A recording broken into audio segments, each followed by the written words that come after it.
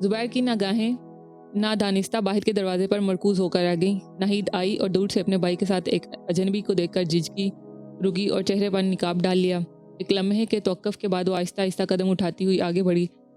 زبیر کو ایک دلگداز آواز سنائی دی، کیا یہ سچ ہے ابا جان؟ فکرے کا آخری حصہ ہچکیوں میں تبدیل ہو کر رہ گیا۔ زبیر نسوانی حسن و وقار کی ایک غیر فانی جھلک دیکھ چکا تھا۔ اس کی نگاہیں اس کے لیے تیار نہ تھیں۔ وہ پیشتر اس کے کہ ناہید کے چہرہ نقاب میں چھپتا اس کی نگاہوں کا رخ بدل چکا تھا۔ وہ سامنے دیکھنے کے بجائے نیچے دیکھ رہا تھا۔ زبیر میں غایت درجے کی حیا والدین اور ماحول کے تربیت کا نتیجہ تھی۔ اس کے علاوہ اس کے کردار کی سب سے بڑی خوبی ہاتھ درجہ خود اعتمادی تھی۔ وہ لڑکپن میں اپنے باپ کے ساتھ دور دراز کے ممالک میں چکر لگایا کرتا تھا۔ اوائل شباب میں اسے ایک تجربہ کار جہاز ران مانا جاتا تھا۔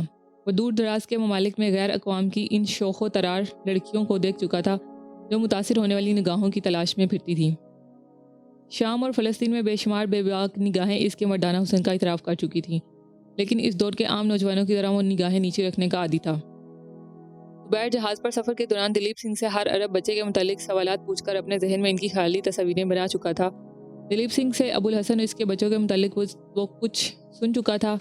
اس سے اس کا اندازہ یہی تھا کہ ابو الحسن کے بچے شکل و شباہت اور عادت و اطوار میں باقی بچوں سے مختلف ہوں گے۔